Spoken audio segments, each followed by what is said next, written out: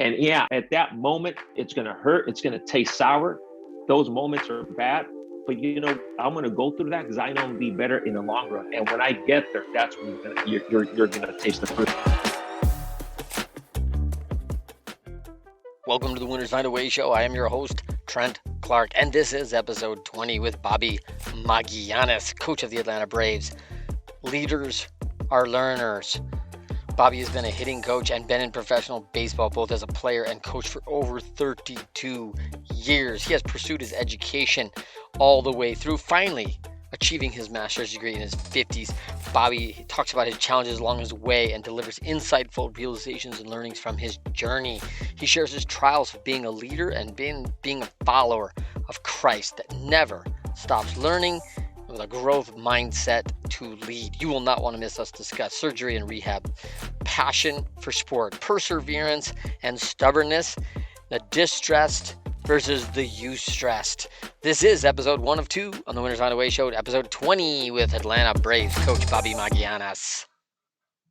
Hi, this is Trent Clark, host of Winners Find a Way show. I'm a CEO of Leadershipity, international speaker, serial entrepreneur, and longtime coach in professional baseball, where I coached over 12 years, coached 3 different organizations in the World Series with the Indians twice, and with my buddy Bobby Magallanes and the Los Angeles Angels.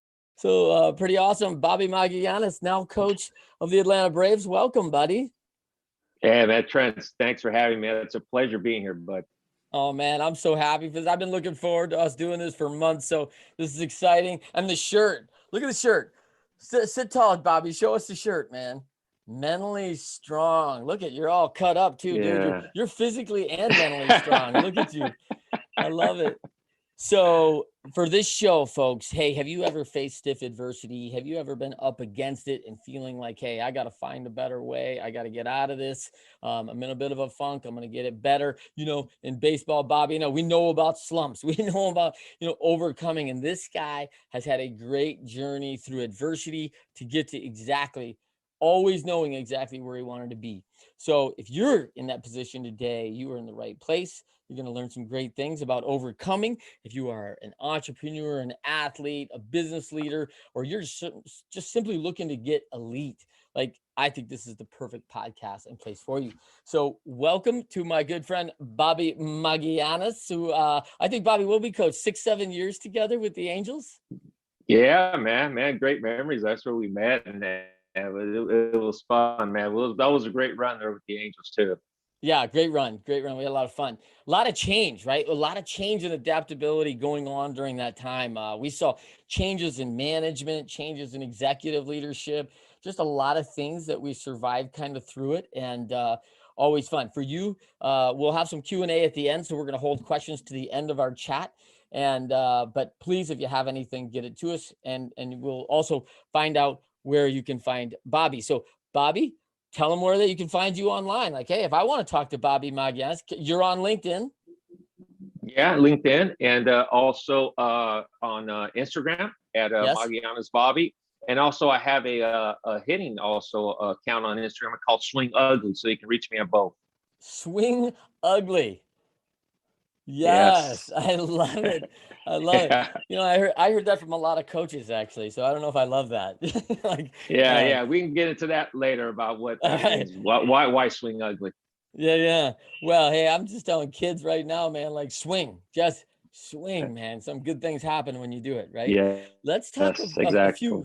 a few key highlights for all of you out there. If you do not know Bobby Magallanes, and you're going to want to, this guy, 32 years in professional baseball, 13 as a player, 19 as a coach. Man, this is in your blood. You were drafted twice, high school with the Expos, and then out of Cerritos Junior College by the Mariners, which is when you signed, right? You signed with the Mariners on the second shot. Played for Team USA in 1989 for you kids out there. It's 19 from it. Part of 6 championships, 12 as a pro, as a player.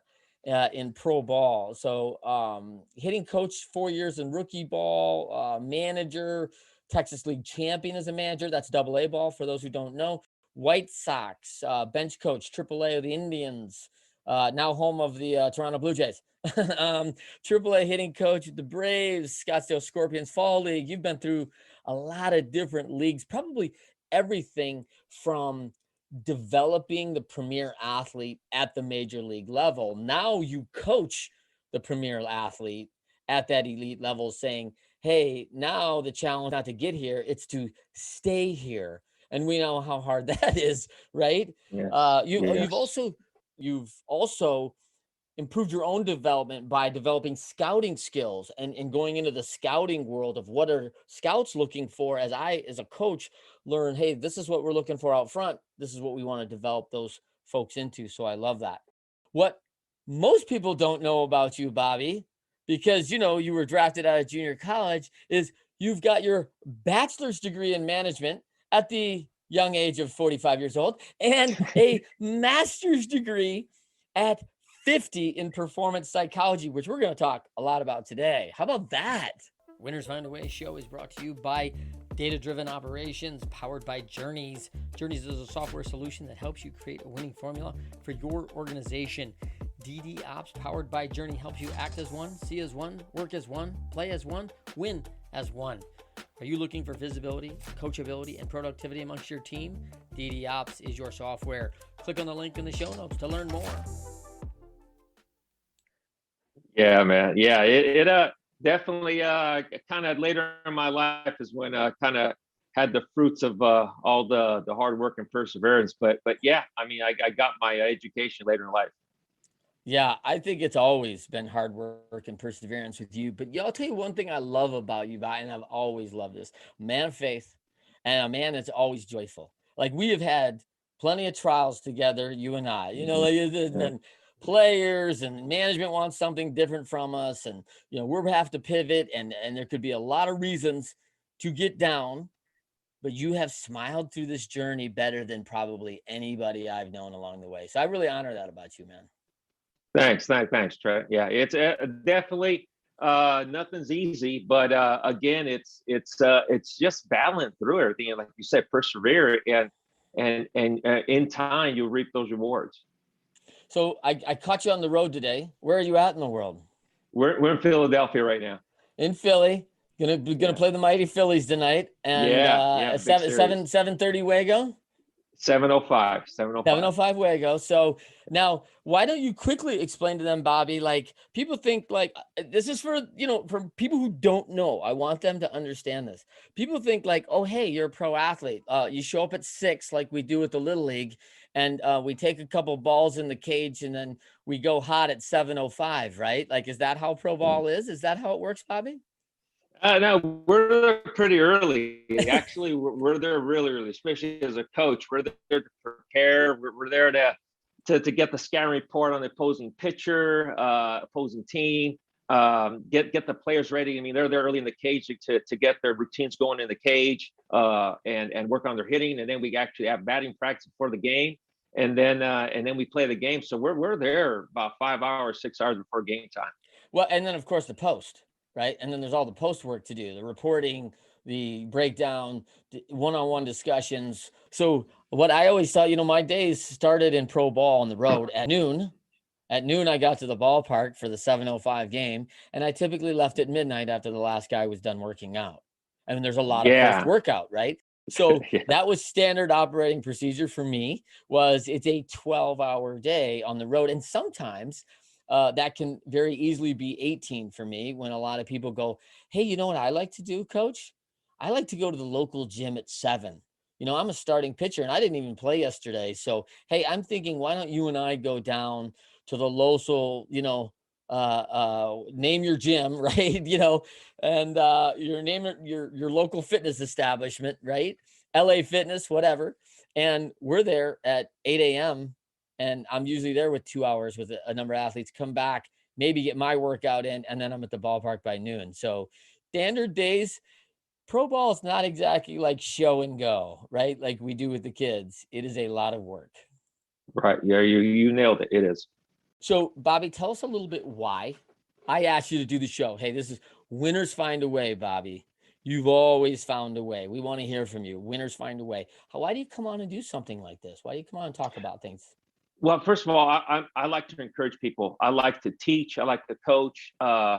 I like to inspire, and I like for people to get better. I mean, that's just my passion right now. And I want them to hear my story as well. We get inspired by people's stories. We get inspired by other people and their testimonies, and because it's truthful. It's like, man, this guy did, I can do it too. So I want to just encourage people out there to just keep at it, what they want to do, and go forward. Is this shirt a Bobby Magallanes original, or where can I pick one up, bro? Because I want one, man. Like, I want one, and I maybe want the Bobby Magallanes logo around it too. Yeah, actually, we give a testimony on that. This T-shirt's from a guy that Freddie Sandoval, who sure. He's another guy, that ex-player of mine that I managed in the minor leagues in A-ball and in Double-A. And after he retired, he became a mental skills coach, and he does that full time. And this is his logo.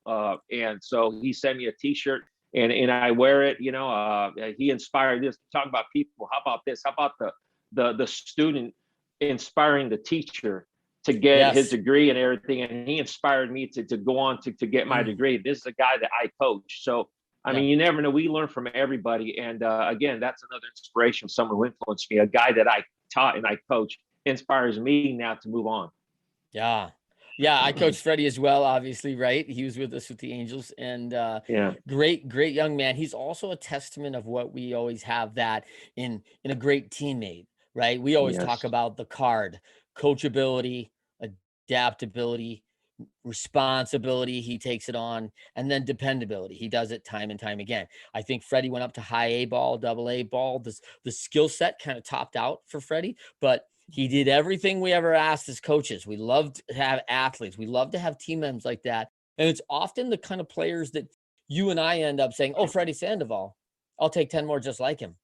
Well, coach, he's not the biggest. He's not the best. Well, hey, listen, all he does for me is show up and work hard. And when I ask him to do something, he gets it done, right?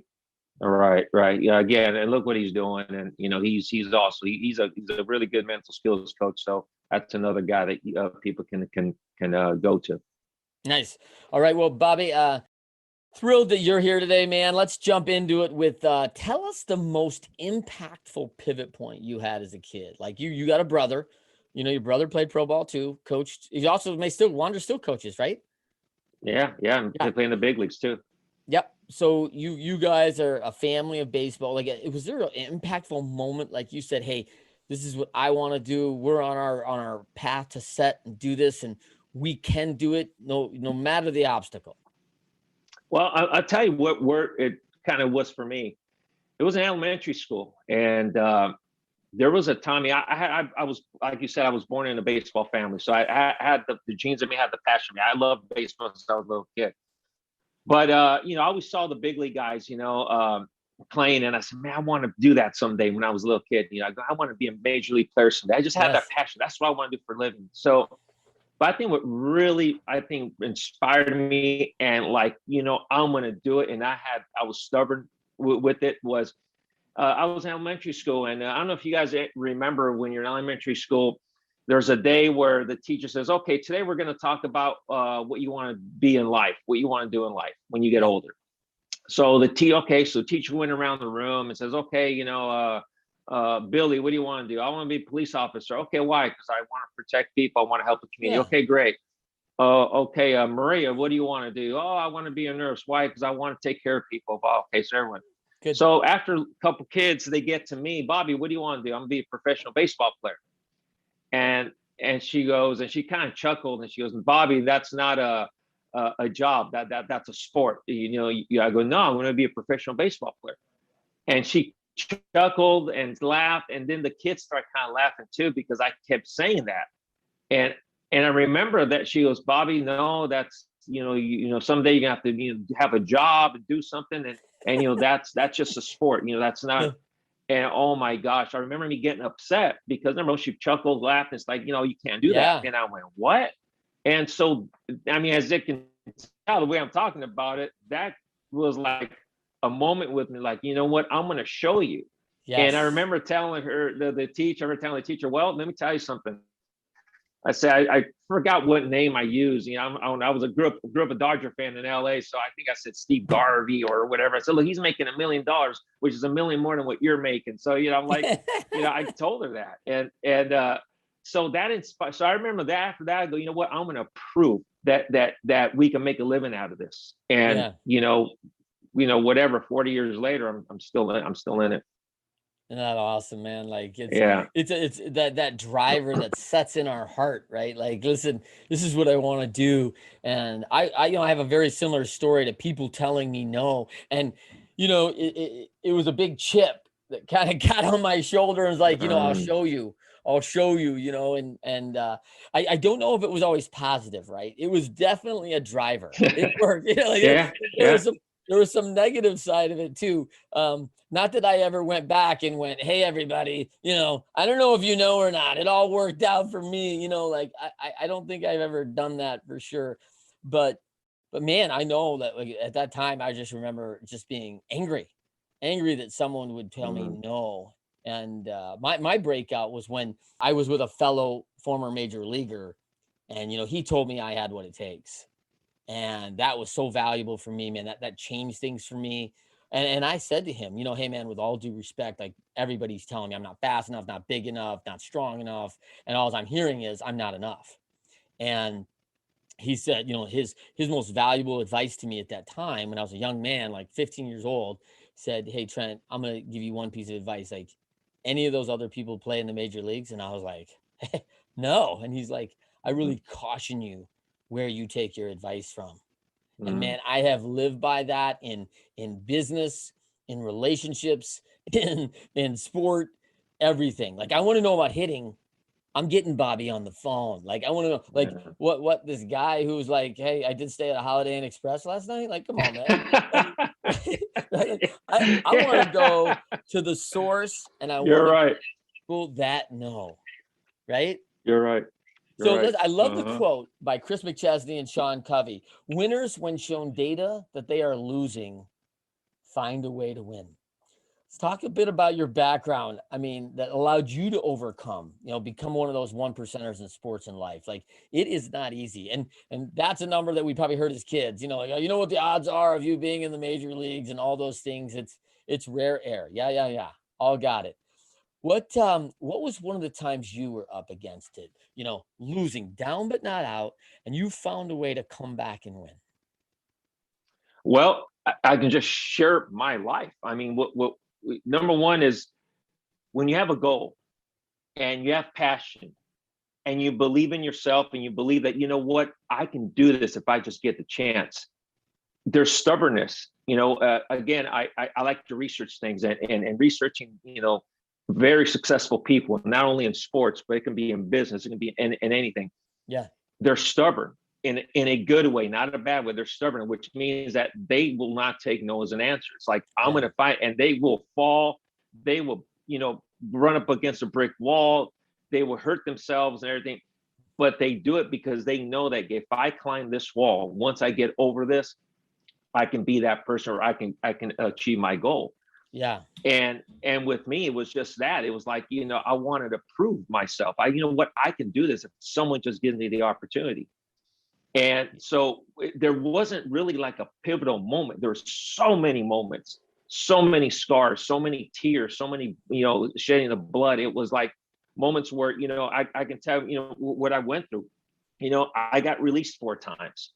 Yeah. 3 surgeries. I went through 3 surgeries. People don't understand that, right? Released is being fired. Okay. That's fired. What happens there. Like, they're saying, like, we're releasing you. And so if I could jump in for a second. Go ahead. It's a gigantic testimony to you, because when most people are released, they do not sign another professional baseball contract. They often go to the independent leagues. They may have other options and other things, but other teams will not pick them up unless they have a testament to their character, their perseverance, their willingness to continue and continue to grind, and a testimonial from those they're coming from that says this guy will make people better around him. Yeah. And so again, I would get jobs, and I would get released, and And it was like, gosh, and just one after another, like, well, what's going on? Why is this happening? And then multiple injuries, 3 surgeries. The last one I had was reconstruction of my shoulder, and I rehabbed for 18 months. And during that 18-month rehab, I wanted to quit many times because it was so painful. And I go, really, is it worth it? And as a matter of fact, I wanted to come back. I wanted to go back to school, and go on and move on with my life. But I kept grinding, going through it. So you know what? I still have hope. Like there's still a strand, there's still a little thing I can hold on to that I can still realize my dream. And so I would wear it. I would just go through all the pain and emotionally and physically.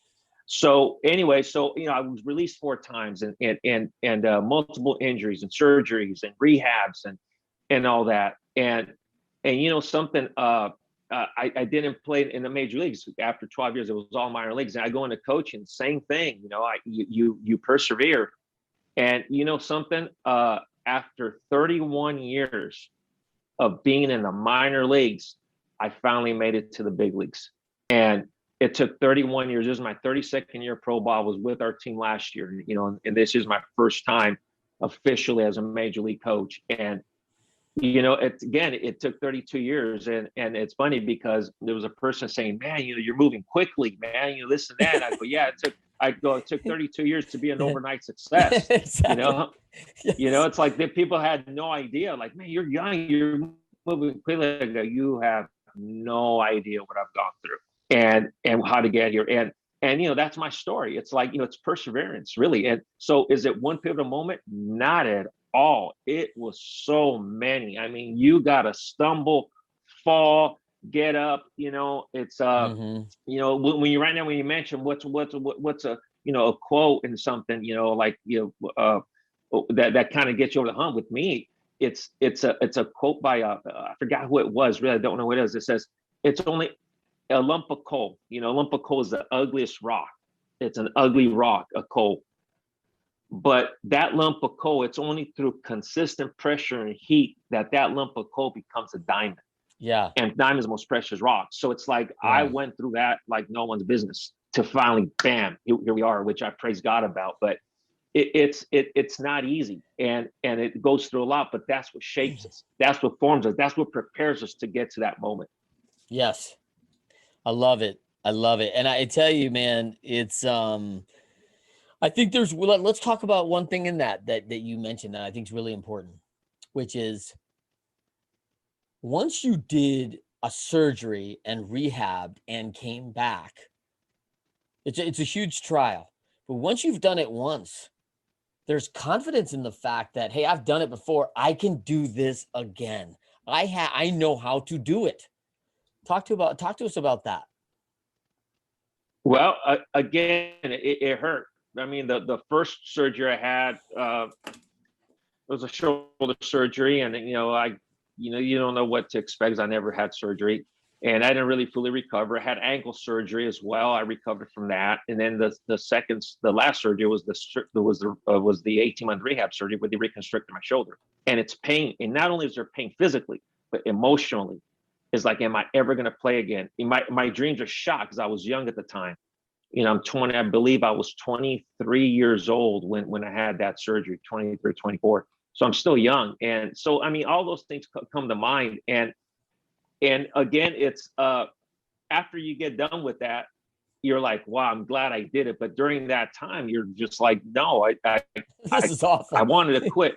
I really wanted to quit. There was times when it's not worth it. It was so painful physically, but it was painful emotionally, mentally. It really, I mean, you're like, gosh, when you felt, okay, it's finally there, and all of a sudden setbacks. And I had so many of those during the rehab.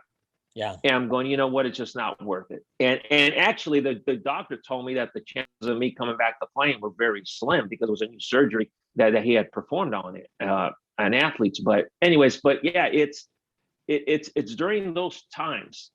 It's only during those times that you know that at the end of the tunnel, after it's all said and done, that is what forms you. It's like, I mean, Trent, you know a lot about physical training. I mean, yes. You were one of the best that there is in terms of sports training. And I mean, like a muscle, for a muscle to grow, it's gotta tear down and then rebuild. And then it keeps you tearing and rebuilding. Well, that's how we are as people. It's like we gotta kind of be torn down a little bit to keep growing and get better. And that's how our faith grows, and that's how we grow as people. Yes, that is. So let's talk about that 1%, that superpower that separates you from the rest of the 1%. What is it that so many people, I mean, won't face that hardship? They will not face that discomfort. That, I mean, and the physical anguish, and I think you've really touched this really well. The physical anguish of a rehabilitation, because I had my shoulder redone too, right? And that's something. But we've all dealt with physical pain for a long time as athletes, so that wasn't so uncommon. It wasn't new. The mental is really painful, especially for us who are always, I was edgy like you, man. I mean, I was always looking, you know what I look like. I don't look like the major leaguers, right? So I was like, man, I got to do every single thing, and I can't miss one single opportunity. And when you're hurt, everyone's getting opportunity. You have no ability to progress when you are on the injured reserve or disabled list in any league and at any level. Like everyone else is getting reps. They're getting the chances to get better. There's opportunity that's coming. And there's all sorts of stories about the player who was like, oh yeah, this one guy got hurt, and then the other guy went in, and the rest is history, right? Like he's been the starter for 15 years, and it's like, oh, that was my position. But at the time I rolled my ankle and I was out, or, like all these stories. What do you think that superpower is for you that was able to separate you? My passion, number one, for the sport, but also my stubbornness. Yes. It was like, oh no, you should quit. You should, and I was stubborn about this. And no, Bobby, look, like, man, it's really not working out right now. You should try something. And I was like, no, like, I'm going to do this. I'm going to persevere. And the perseverance, the perseverance is something that I think God put in me, that he put that spirit in me. He's like, to persevere, because I went through a lot in a lot of areas. Yeah. And it's a stubbornness. It's my pride. It's like, you know what, I'm gonna do this, and I'm gonna find a way. And the only way that it's not gonna work is that they just take it away from me, because I'm gonna, as long as I'm breathing, I'm gonna keep working hard. I'm gonna try to realize what I want to do. And so I think the separate for me, the 1% you talk about, is that stubbornness. It's that, no, it doesn't matter. You can throw whatever you want at me. And I'm at that moment, it's gonna hurt. It's gonna taste sour. Those moments are bad. But you know what? I'm gonna go through that, because I know I'm gonna be better in the long run. And when I get there, that's when you're gonna taste the fruit of it. Thank you for joining us for another Winners Find a Way show. I am your host, Trent Clark. If you love this episode, share this episode with your friends, and follow us on whatever podcasting medium you're listening to. If you want more content from us, join us at leadershipity.com or the Leadershipity YouTube channel. You can find us on all the social media networks at either Trent M. Clark or Leadershipity. For our award-winning workshop, Win with Great Teams, you can find that page on LinkedIn, as well as our corporate page, Leadershipity. If you want to win more, it starts with you today. Say it with me now. I have what it takes.